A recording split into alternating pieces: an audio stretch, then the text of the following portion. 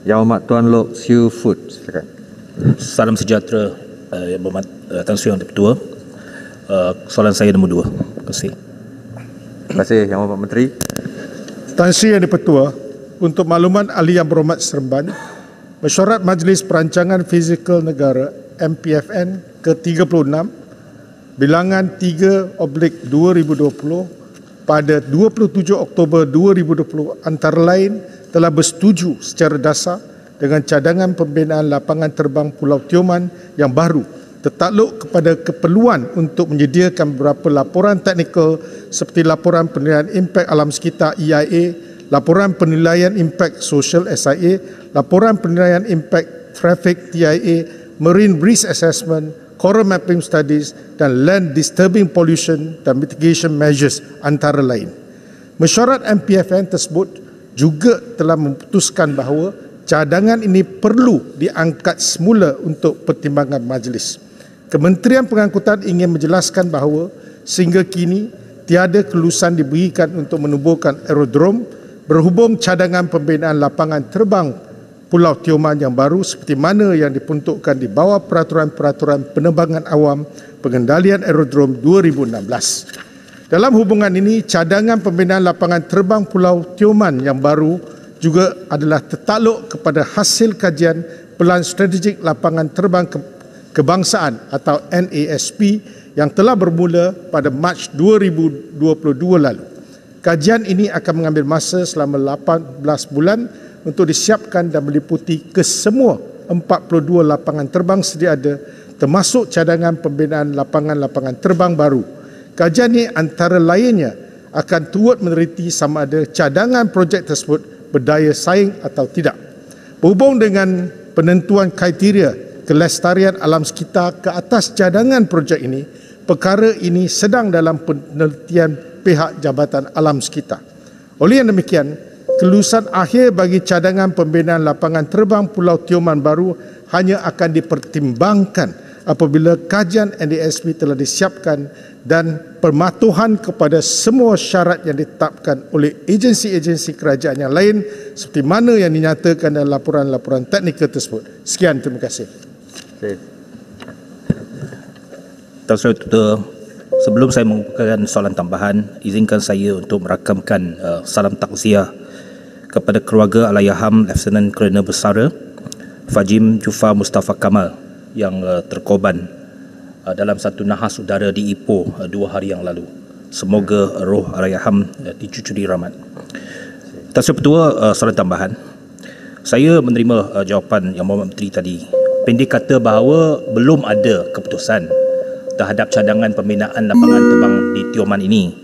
Tetapi rata-ratanya kita baca dalam laporan media seolah-olah cadangan itu telah pun diluluskan dan akan dibina di Tioman. Itu yang menyebabkan ramai yang concern bahawa adakah ia memberikan kesan kepada alam sekitar. Saya harap Yang Berhormat Menteri dapat memperjelaskan perkara ini apabila ada laporan-laporan media sebegitu supaya tidak ada confusion di kalangan orang ramai. Yang keduanya, Tan Sri Ketua, saya nak tanya juga bahawa kebelakangan ini saya lihat ada banyak kerajaan negeri yang membuat pengumuman terhadap pembinaan lapangan terbang seolah-olah kerajaan negeri ada kuasa terhadap pembinaan lapangan terbang dan bukannya datang daripada Kementerian Pengangkutan. Saya bagi contoh, satu pengumuman oleh Yang Berhormat Menteri Besar Pahang baru-baru ini yang mengumumkan bahawa lapangan terbang antarabangsa Kuantan di Gebeng akan dibina dan beroperasi tahun 2026 dengan kos 2 bilion yang menggunakan PFI. Saya pernah menjawab Menteri Pengangkutan, saya tahu lapangan terbang ini memerlukan kelulusan khususnya daripada CAAM. Siapa yang jaga menara trafik udara, siapa yang menjaga landasan lapangan terbang itu semua di bawah CAAM. Bukannya kerajaan negeri boleh sesuka hati membuat pengumuman itu. Jadi saya berharap Yang Berhormat Menteri apabila ada laporan-laporan media seperti ini dapat memberikan penjelasan supaya ia tidak memberikan satu gambaran yang tidak betul kepada pihak luar, kepada orang ramai. Seolah-olah lapangan terbang ini sesuka hati boleh dibina. Saya tahu bahawa ada kajian menyeluruh untuk melihat keperluan lapangan-lapangan terbang di seluruh negara. Jadi saya harap dan saya tanya, adakah lapangan terbang Kuantan itu juga setakat cadangan dan belum diputuskan? Terima kasih. Terima Masih sebenarnya soalan yang pertama tu mengenai penerangan melalui surat khabar tu tidak dibenarkan. Peraturan 23, sebarang pertanyaan tak boleh ditanya mengenai betul atau tidaknya laporan surat khabar. Tu saya bukannya tanya betul atau tidak. Saya cuma minta menteri supaya bagi penjelasan sekiranya ada laporan-laporan media yang tidak tepat, menggambarkan gambaran yang tidak tepat. Terima kasih. Terima kasih Tan Sri Yang Bertuah. Terima kasih Yang Berhormat Seremban yang memang arif tentang soal pelesenan yang perlu dipolis sebelum suatu lapangan terbang boleh beroperasi. Memang betul Yang Berhormat pernah yang berkata tadi, lapangan terbang ni sebenarnya adalah kuasa kerajaan pusat. Di mana kita melihat dua aspek. Pertama ialah kita mesti dapat kelulusan menteri untuk menubuhkan aerodrom. Itu mengikut akta yang ada. Apabila kelulusan diberi, barulah syarikat ini atau mana-mana pemaju penggerak projek ini boleh memohon AOL, iaitu Aerodrome Operating License. Dan melalui dua aspek. Pertama, kena melalui MAFCOM. Dan kedua adalah CAAM, pihak berkuasa penerbangan awam. Jadi untuk mendapatkan AOL itu melalui dua proses ini. Jadi dia seiring. Kalau tak dapat AOL bermaksud airport tu tak boleh operasi. Itu memang benar yang Muhammad cakap. Ini apa yang Muhammad kata tadi, ya betul.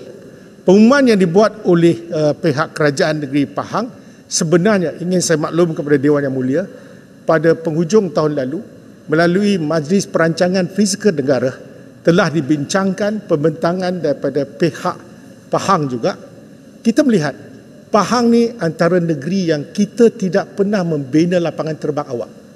Bermaksud apa yang kita gunakan adalah kegunaan tentera.